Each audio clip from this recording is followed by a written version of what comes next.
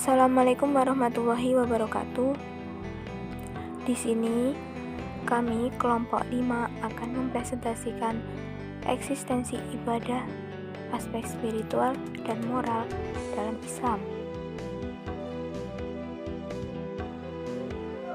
Berikut anggota kelompok 5. Yang pertama, Asti Nur Hidayah, absen 12, yang akan menjelaskan eksistensi ibadah dalam Islam. Yang kedua, Deni Maliana Laila, absen 13, yang akan menjelaskan aspek spiritual dalam Islam. Yang ketiga, Citra Ningrum, absen 27, yang akan menjelaskan aspek moral dalam Islam. Eksistensi ibadah dalam Islam. Ibadah itu keharusan atau tuntutan hidup dan eksistensi di dunia tiada lain dalam rangka mengabdi atau ibadah kepada Allah. 2. Format ibadah berupa sikap dan perilaku positif bagi orang lain.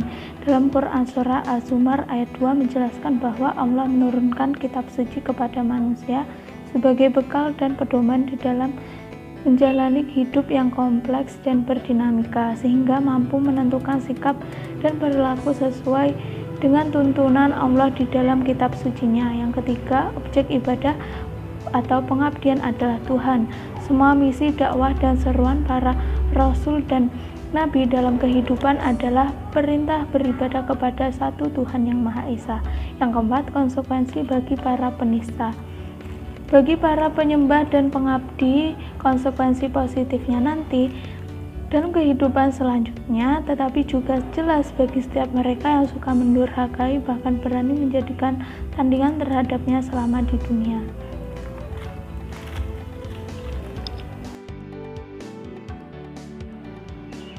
Aspek spiritual dalam Islam. Spiritual berasal dari kata spirit yang berarti semangat, jiwa, roh, sukma, mental, batin, rohani, dan keagamaan. Menurut Ansori dalam kamus psikologi mengatakan bahwa spiritual adalah asumsi mengenai nilai-nilai transendental. Maka dapat dipaparkan bahwa makna dari spiritual ialah merupakan sebagai pengalaman manusia secara umum dari suatu pengertian akan makna, tujuan, dan moralitas. Menurut Coit, ada 5 aspek dalam spiritualitas yang dapat diuraikan sebagai berikut. Yang pertama yaitu makna. Penemuan akan makna hidup yang menjadikan kesejahteraan dan kesehatan psikologis. Karena individu telah menemukan eksistensi dirinya baik secara personal, sosial, maupun spiritual. Makna ini terkait dengan ontologi keberartian hidup, merasakan situasi hidup dan mendapatkan arah eksistensinya. Dalam Islam, asal dan tujuan hidup manusia adalah dari dan untuk Allah, seperti dalam Al-Quran Surat Al-An'am ayat 162. Yang kedua yaitu nilai. Aspek ini terkait dengan standar yang digunakan individu sebagai norma untuk mengetahui kebenaran dan harga terhadap sesuatu, baik melalui pikiran maupun tindakan, seperti penggunaan norma iman dalam menilai sesuatu.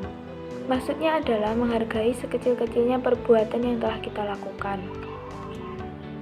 Nilai di sini juga membahas nilai-nilai puncak atau nilai akhir yang menjadi orientasi hidup kelak. Dalam Islam, nilai seseorang dilihat dari usaha terbaiknya, seperti dalam Al-Quran Surat Al-Kahfi ayat 7, dan kadar nilai yang dicapai sesuai dengan kapabilitas dan kreativitas yang dilakukan, seperti dalam Al-Quran Surat An-Najm ayat 39-41. Yang ketiga yaitu transenden. Transenden adalah pengalaman dan penghargaan dari suatu dimensi di luar diri, menyadari keterbatasan diri agar berubah menjadi lebih baik. Maksudnya adalah menyadari adanya dimensi tertinggi setelah dimensi duniawi.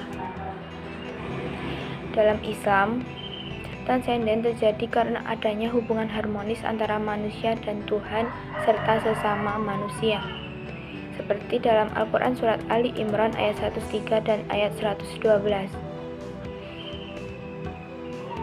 Hubungan pada Tuhan dirangkai dalam ibadah madhoh, sedangkan hubungan sesama manusia dirangkai dalam silaturahim.